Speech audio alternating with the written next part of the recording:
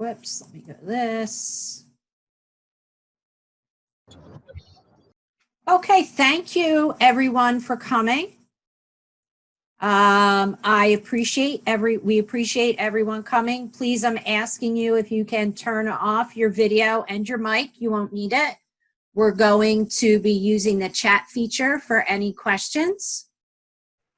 Okay, so first to kick off our evening is Loretta from Westchester Communities, and she is going to talk to us for a minute. Hi, everybody. Thanks so much for joining us tonight. My name is Loretta Cohen, and I'm with Westchester Area Communities That Care. Our organization helped to plan tonight's webinar, and we're so grateful to Westchester Area School District for helping to make these webinars accessible to so many parents.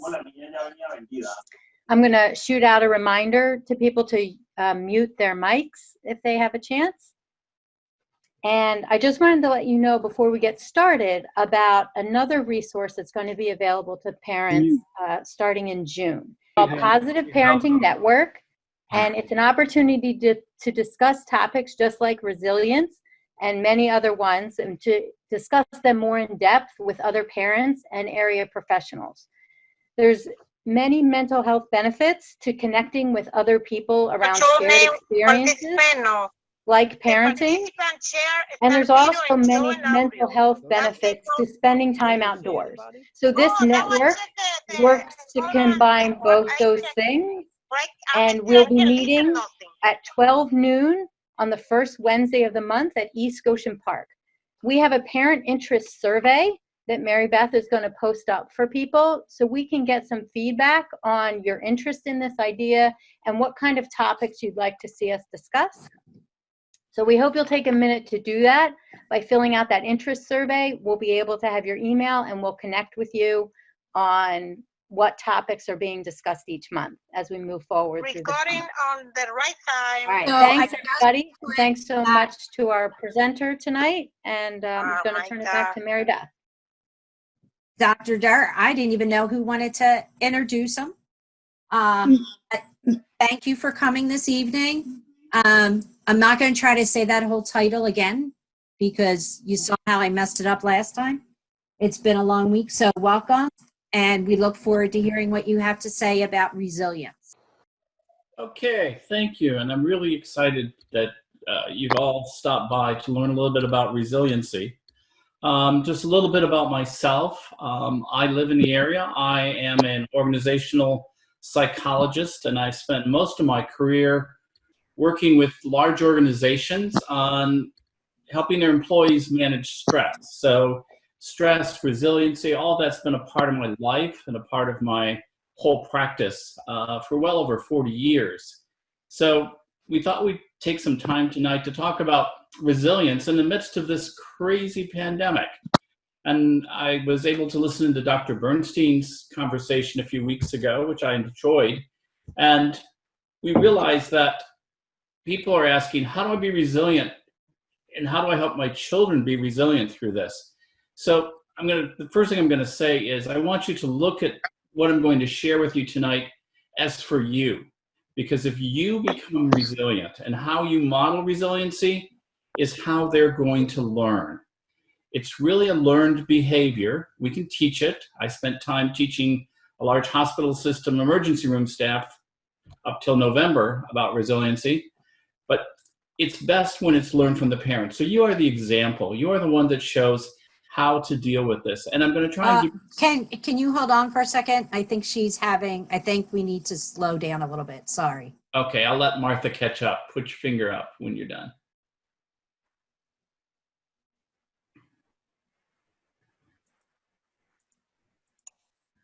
Ahorita el doctor Dennis Dare, que es psicólogo.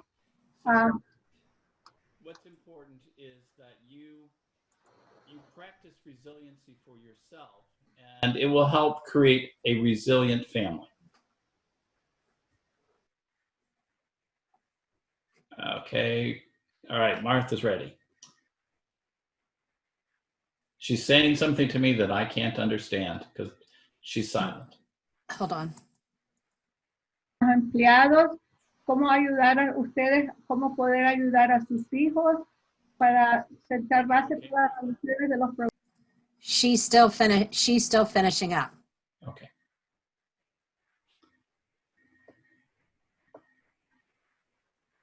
For those of you that are asking, the Spanish translation, you go down towards the bottom of your screen and you'll see a globe that says interpreter, and you click Spanish there.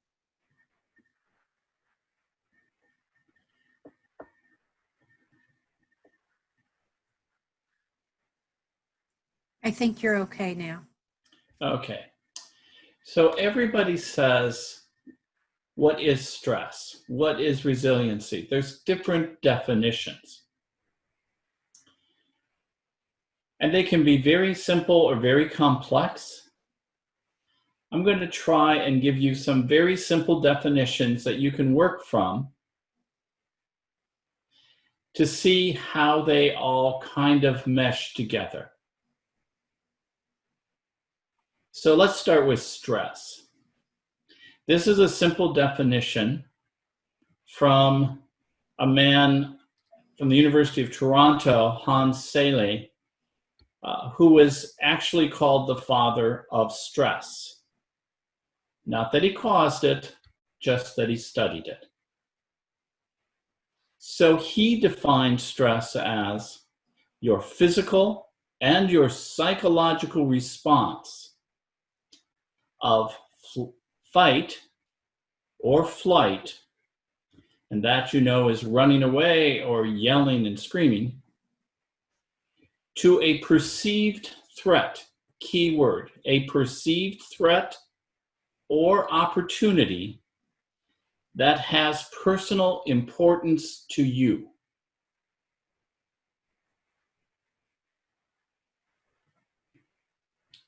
So it's your perception, it is important to you, and it can be a threat or an opportunity.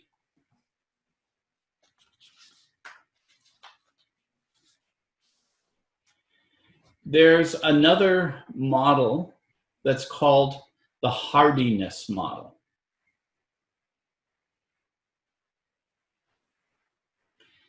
And you hear this sometime when people speak of how strong they are in managing stress. And the Hardiness Model has three components to it that determines how well you manage stress or how resilient you are. The first concept is challenge. Do you see challenges in a positive way? The second is, do you feel a strong sense of control in managing challenges? And the third is, do you have a strong commitment to conquering the challenges?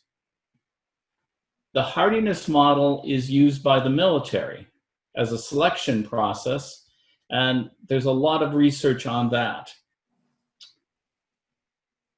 But I like to define resiliency very simply as your internal, psychological, and your spiritual capacity to reframe challenges and opportunities into actionable growth. So it's your internal, psychological, and spiritual capacity to reframe challenges and opportunities into actionable growth. And if we think about stress and resiliency every day, we are facing another stressor, another challenge, another event has happened. And some are big, some are small, but they are always there. There is no way to Can we escape. take a breath there? Yeah. Porque él quiere definir la resiliencia como la capacidad de sobreponerse a momentos críticos y y adaptarse luego de experimentar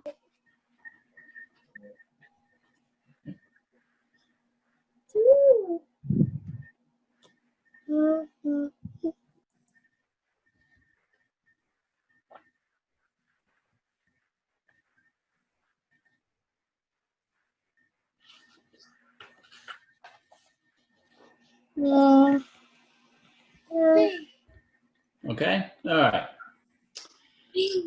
So stress is about, and resiliency is about your choice. So I want to tell a story that comes from the Native Americans.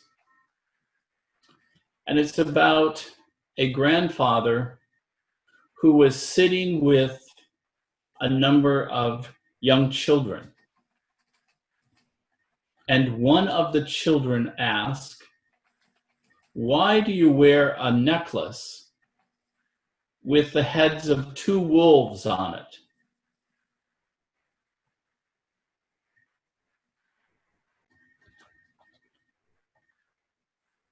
And the grandfather explained that in life, it is as if you are caught between 2 wolves.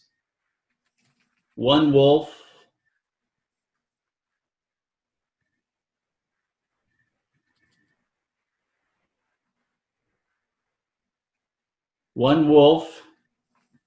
which is evil and angry and always sees things in the negative. The other wolf is loving and positive and cares for others. He says, "This battle goes on within inside me every day." One of the children asks, "Which one wins?" And he said, "The one that I feed."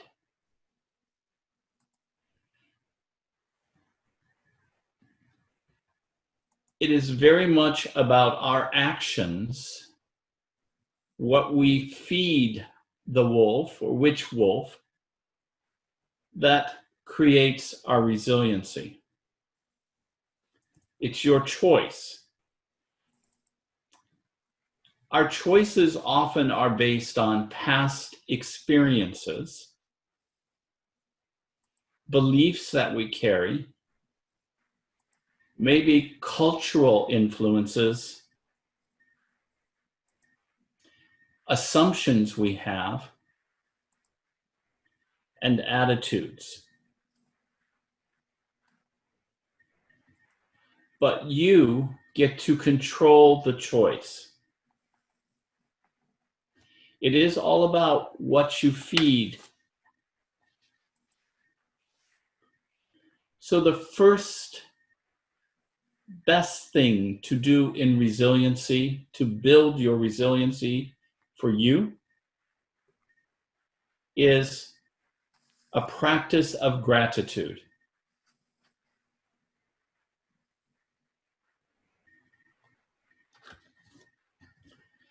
Dr. Bernstein mentioned and recommended a practice of gratitude. And this is based on very solid science that shows that people who practice gratitude have a different approach to life. It's been shown to be very effective for people who are suffering from depression and anxiety.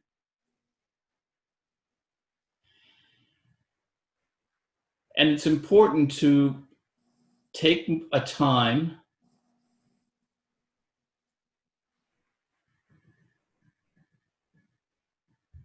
every day to practice gratitude. a simple 5 minutes in the morning before the craziness of life begins to think about what am I grateful for today will change how you see that day. It's very important.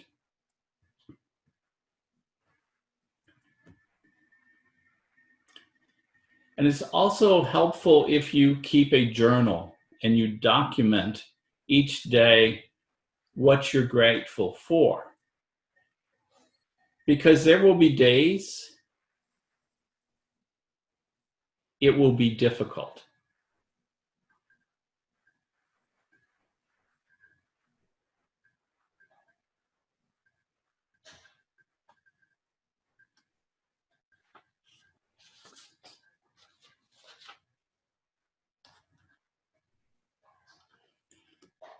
Having the journal on those days it's difficult will help you if you go back and you look in the past, because it will create a mindset of the positive.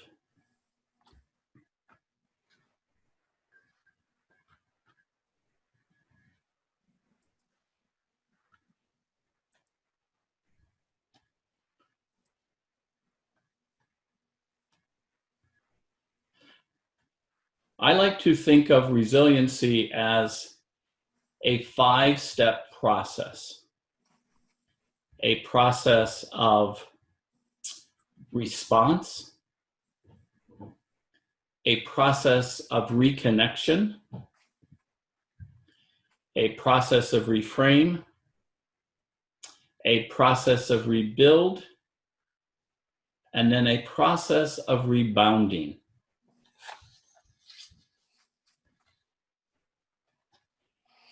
Response is just what it sounds like.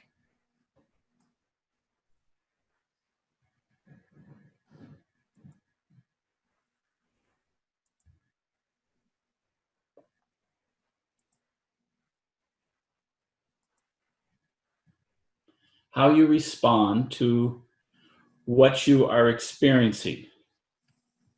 How you recognize or put together patterns. How you evaluate what you're experiencing with your past experiences. And what are you using to determine your response?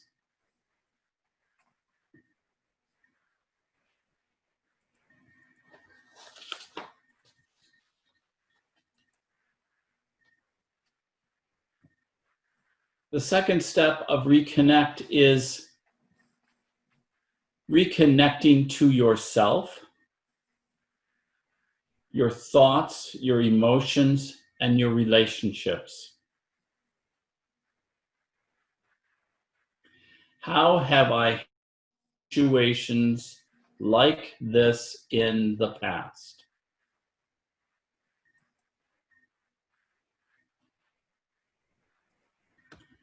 And what can I change going forward?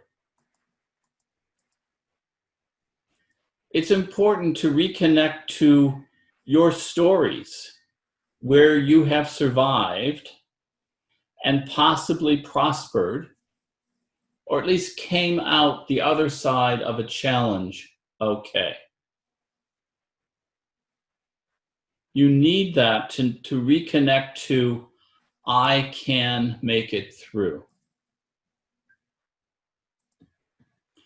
And you can think about others, role models, people you hold in esteem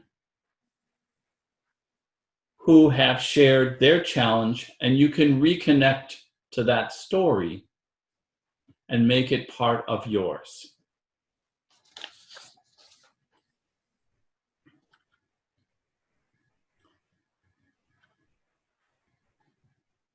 The third step in resiliency is about how you frame or reframe the situation. We frame things in a way that determine how we are going to respond. If you frame a situation narrowly or very darkly, then you're only going to see it in that light. So we ask, is your frame large enough? Are you focusing on the big picture?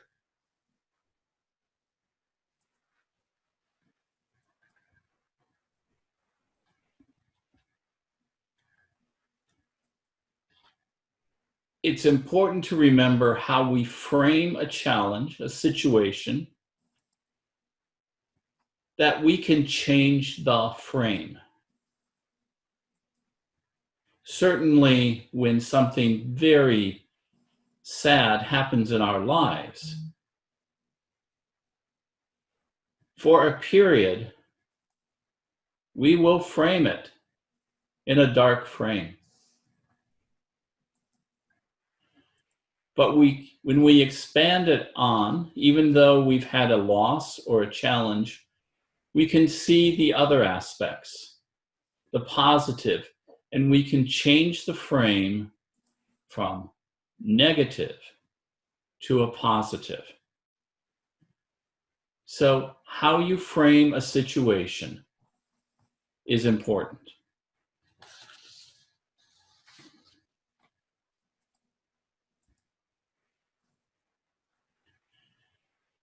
When you reframe a situation into a positive, you begin the process of rebuilding.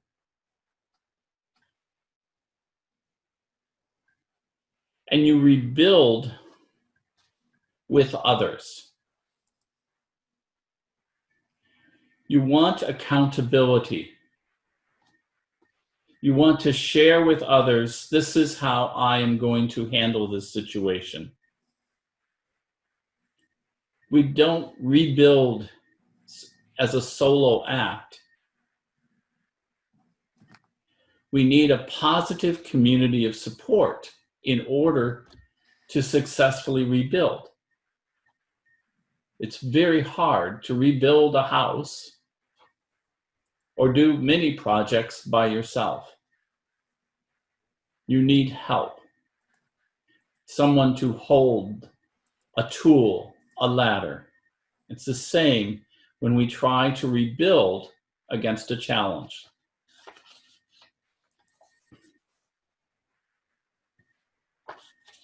Rebound, which is the last step, is not going back the way things were. Rebound is moving forward, making progress based on new learnings, new opportunities. Those 5 steps repeat themselves all the time. You can apply it to a small challenge or to a big challenge. But how you act in each one of those steps is critical and makes the determination of your resiliency. We are in a very unique situation. Every day, I'm sure for all of you, is a challenge of teaching your children, a challenge of adapting to a new working situation, or a challenge of not working. How you respond and work through these is critical for your resiliency. We will come out of this. It will not be the same. we will move in a new way, in a new challenge. Everything is changing. We've seen that. However, to be successful, you have to be aware of, am I moving towards the future, or am I stuck in the past or afraid to take that first step? I want to end with the word PERMA, P-E-R-M-A.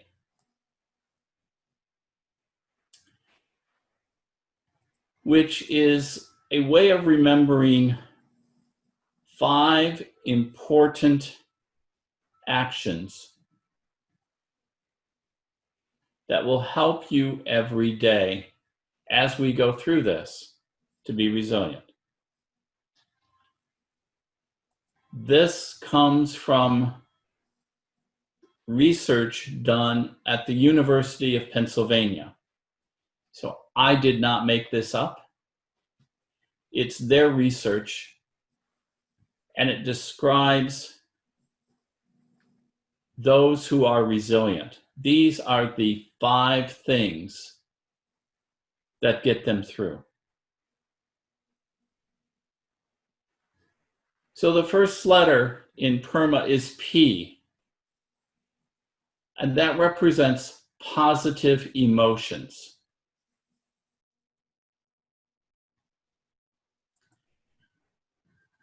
That ties into our concept of gratitude. Positive emotion is important. The second letter, E, represents engagement. That you are actively engaged in the life, the situation, and moving forward. The third letter, R, is very important because it represents relationships. Resiliency is about relationships and having positive relationships. The fourth letter, M, is about meaning. We all need meaning in our life. It's important that we have a sense of meaning. What I'm doing is important beyond just me. Parenting gives us meaning. Helping our neighbors gives us meaning. Volunteering gives us meaning. And the final letter, A, in PERMA, is accomplishment. That you're able to identify an accomplishment each day. Some days it may seem hard, particularly when one day looks just like the next day and our routines are completely confused. But having a positive emotion, being actively engaged, maintaining strong relationships, having meaning about what you do, and owning a sense of accomplishment is what will make you resilient. So we've tried to condense a lot down into a small bit of information. And I want to be able to open it up to questions you may have, particularly around how you're managing this challenge we are all experiencing. What you're wondering may be more helpful going forward. So I will stop here. I've been talking for almost 35 minutes, and let's open it up to questions. if we can. Mary Beth? If you have any questions, please put them in the chat window and I will ask them of our presenter.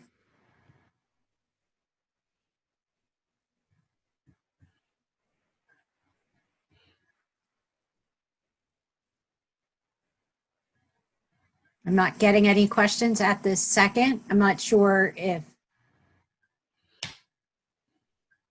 Let me share something else while people compose their questions or thoughts. Sure. Loretta mentioned that she will be, through the Westchester Area Concerned Citizens That Care, putting together a best description, a walk and talk in nature.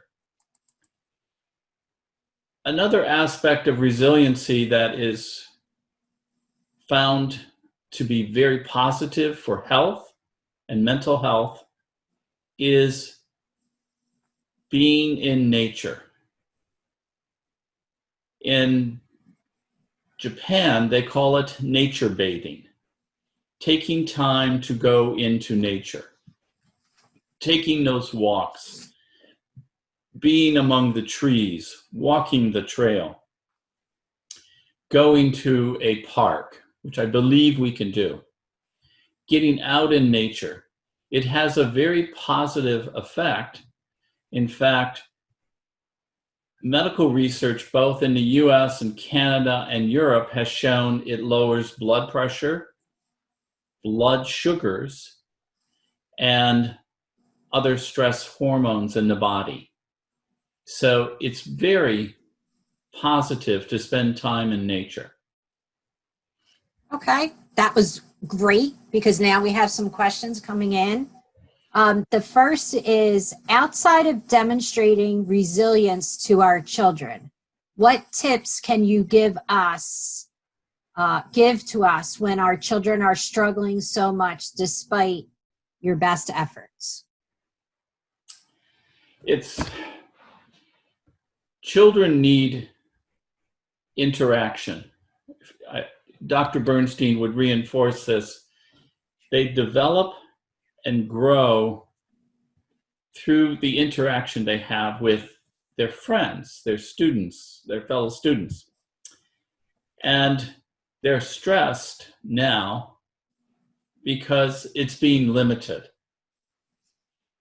And I think finding ways to engage within appropriate distancing with other children is going to be very helpful to them.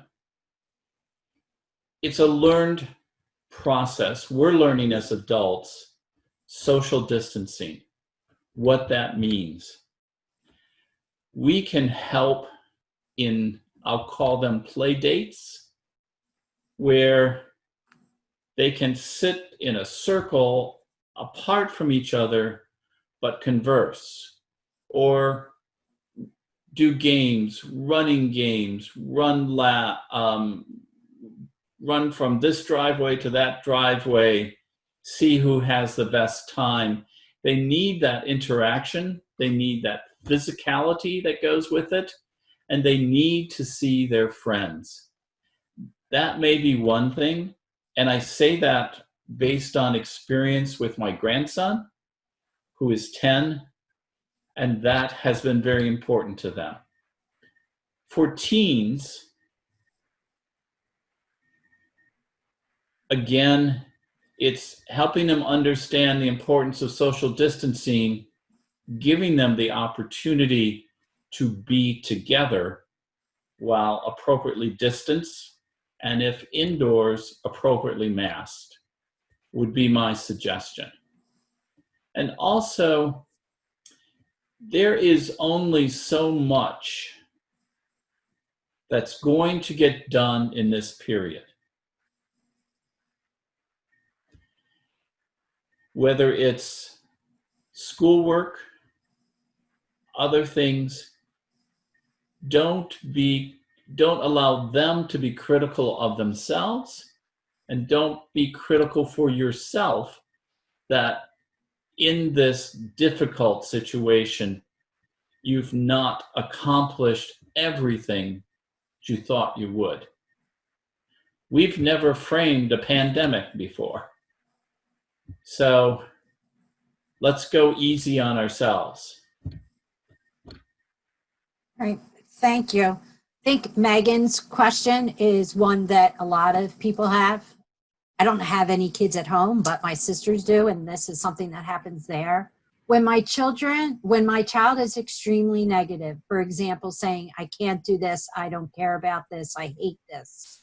The only thing that has been working is basically me yelling that he has to do it or face consequences. How can I be stern and encouraging without yelling? Because I feel like I'm constantly yelling. So when a child yells, angry, and is frustrated, a supportive timeout may be helpful. Back away from the situation. Recognize that they are frustrated and angry. The timeout needs to be not punishment, but positive. Let's step away from this. And then begin positive engagement of, you do have the ability to do this.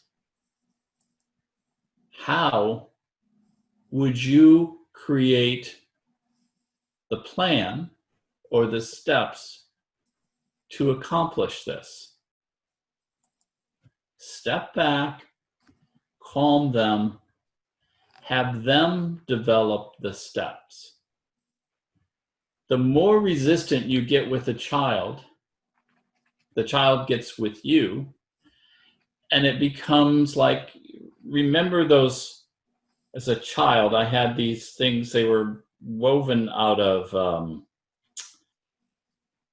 jute or some type of material. Put your fingers in, and the more you struggled to get out, the tighter it got. And that's how children are when they're frustrated. You have to step them back, calm them down, and have them develop a plan. What you describe, my grandson experiences every day. He's 10, 4th grade. A little bit on the ADD side. And they have to step him back and say, Benjamin, let's calm, we'll back away from this, and let's build a plan to accomplish this. And support the plan. And when the plan is successful, celebrate the plan.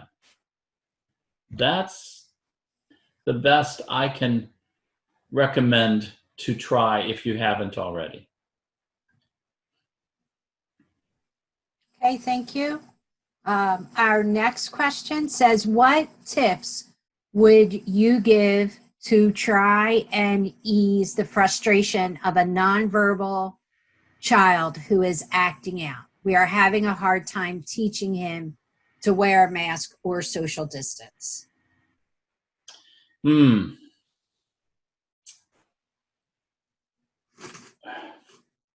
That is very challenging. Again, I would use a positive reward model, which has probably been used in the classroom with this child. And I would look for some type of positive, even a short-term positive of keeping the mask on. I would try and find a reward for that. A small reward. You don't want to over-reward because then it becomes useless. But a small reward for a nonverbal child, that 2 minutes or 3 minutes or 1 minute, work it from whatever level you have to, with a small reward of a favorite candy, an M&M or Reese's Pieces or something. And an applause and excitement and celebration by, if there's other people in the family, that they did it. that sense of building the positive will be very helpful. But it's probably going to take behavioral modification techniques, and you may want to consult with a special education teacher at the district. That resource may be available to you. And if I'm wrong, they can step in and say so, but you may want to consult with a special education teacher for more specific techniques that would help. All right, thank you. And the person did write back that they are also working with his teacher daily. Okay, good. It's difficult. We have adults we can't get to wear masks, so. All right, so here is our next one. It says, my kid is on his tablet watching cartoons all day while I work a very demanding job. I have very little time to get him to the park or see friends. I try to be easy on myself, but my kid is so angry and upset.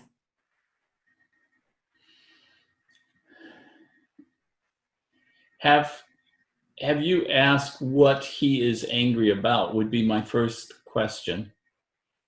And listen, don't judge, don't try to minimize or fix. Just converse. I see you're frustrated, you're angry, you're upset. And I just want to hear you describe that to me.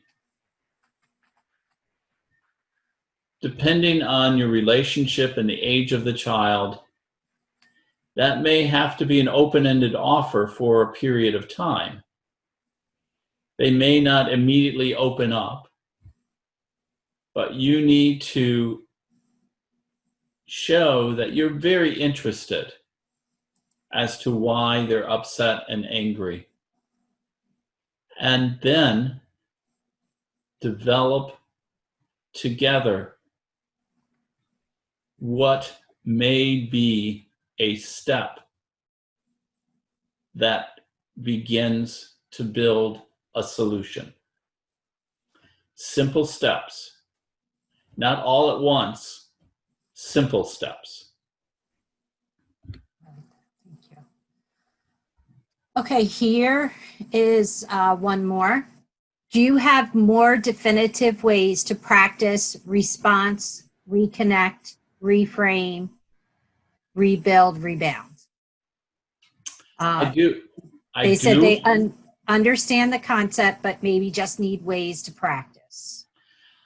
I do. And this sounds like a commercial. I apologize. But it's not something you can do in a very quick way. Each step is going to take work and thinking about yourself, reflection. And in the opening, on the cover was a book that a colleague and I put together called Building Personal Resiliency. A guide, it is a guide, a simple guide, it's only 100 pages, to help you on your own work through. It has a brief chapter on each step, questions at the end, exploratory questions for you to think about and to go forward. So it is not easy. When I do these kind of seminars, they're often day-long seminars. That's what we were doing for the Yale New Haven Hospital System for their medical staff. It was an all-day retreat. So it takes some learning, some understanding. There are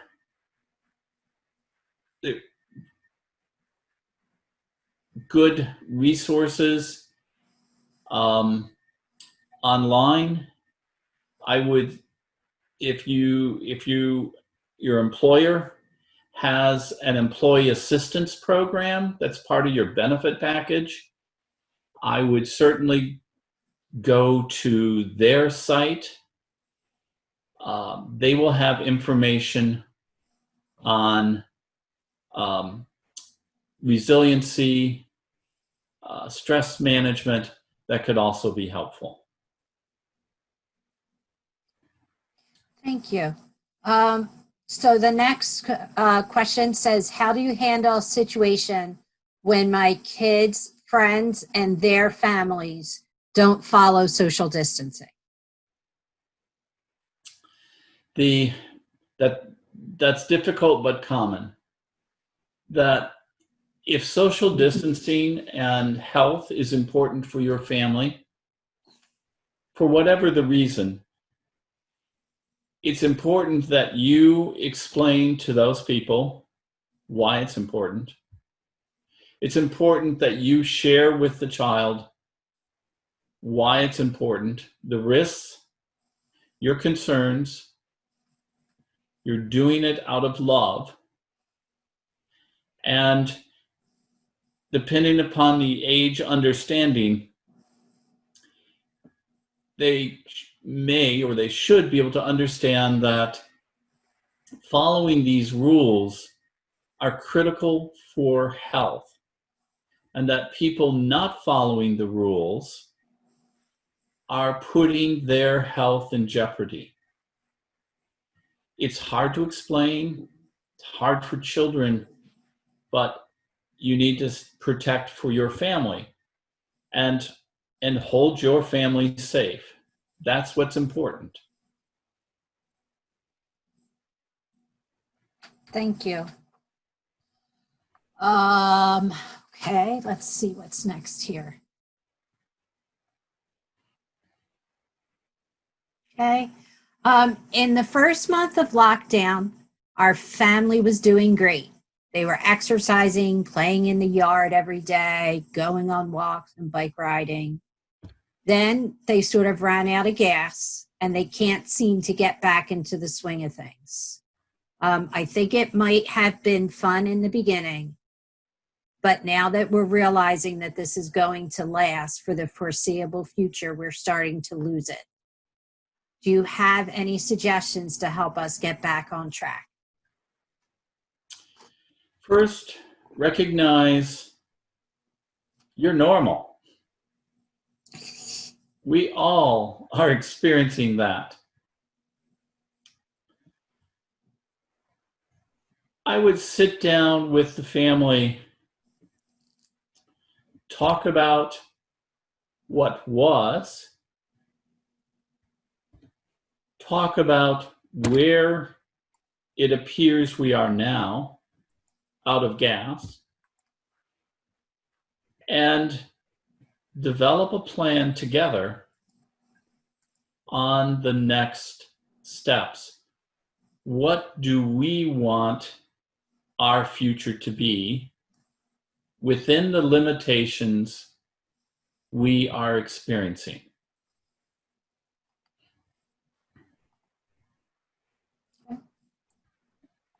Thank you. Are there any more questions for the chat? I believe I've gone through everything. Oh, there is one that I missed. Hold on.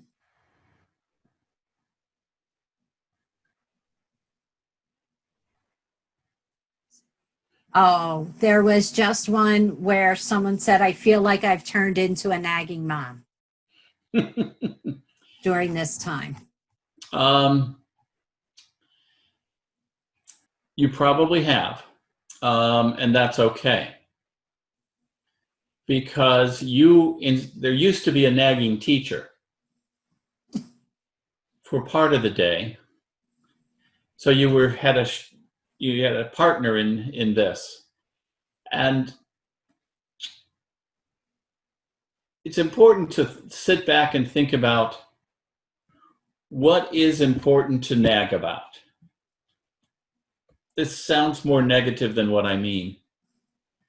But we all are going through different feelings about this.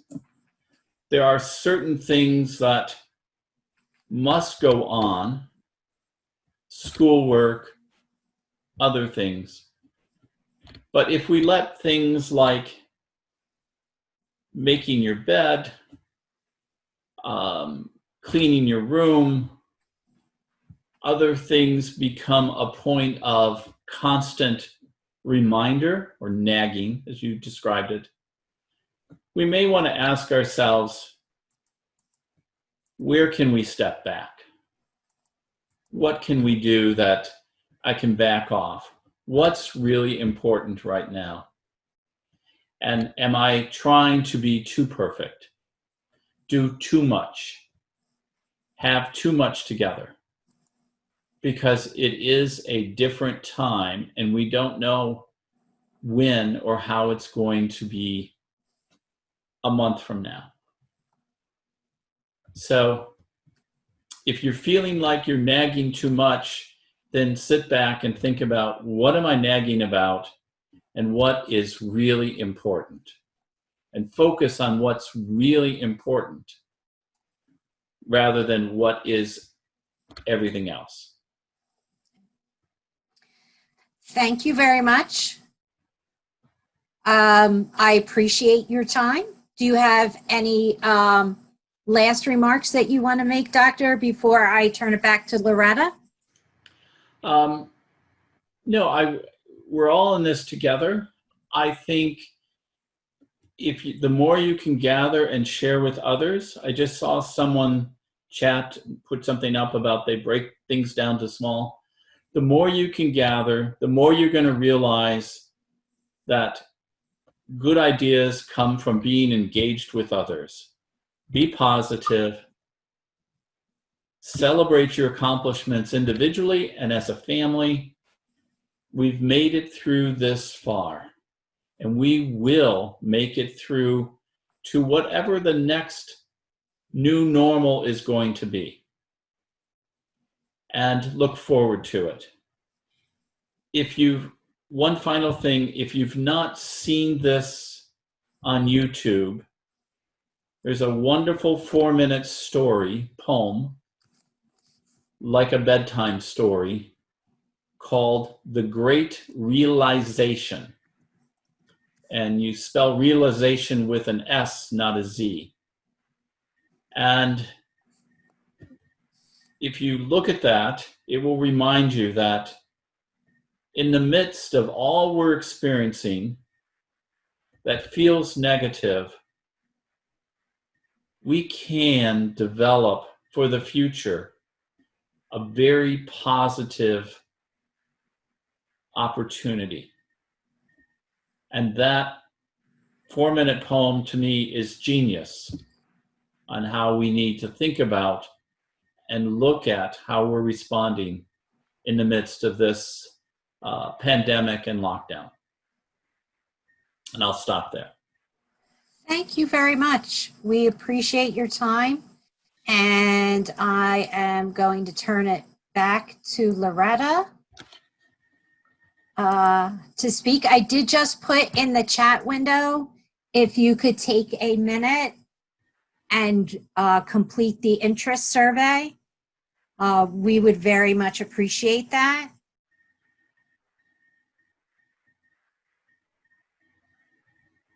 And just remember, please, that this parenting through the pandemic, raising confident, resilient youth, that is going to be on Wednesdays in East Goshen Park. We hope that you will be able to join us at some of those sessions. There is a sign up, and you can go to the Westchester Communities That Care website to learn more about this. And Thanks, Mary Beth. unmute. Oh, there you go. Yeah, sorry. I just wanted to just sum up, because I know one of the questions that got asked, somebody asked, how do we practice those 5 R's that Dr. Durr had talked about? And I think that's a great example of what we're hoping to accomplish through this parent network, is to take some of these pearls of wisdom that are being shared with us. There's webinars hand over fist that we have access to all of a sudden, which is fabulous. We have a wealth of expertise. It feels like at our fingertips through the web, but this network gives us the opportunity to do exactly that, to practice some of those skills, to talk about the real life things that are happening, to say, my kid is crushed that we can't have a pool membership this summer. Okay, what does that look like? How do we talk about that at the dinner table as a family? And so that's really the goal of this network. And we'd really like your input on what you want to see the topics be. And so please, in the link, Mary Beth, right, you said you popped that up there back in the chat box, is a link to sign up for this network. You're not tied to anything. It's free, but it just gives us the ability to reach out to you directly and let you know what our topics are and when we'll be meeting and where. So we thank you so much. And thank you to Dennis Durr for joining us and providing the fuel for us to move forward on a positive note. So grateful. Thank you, everybody. Have a good evening.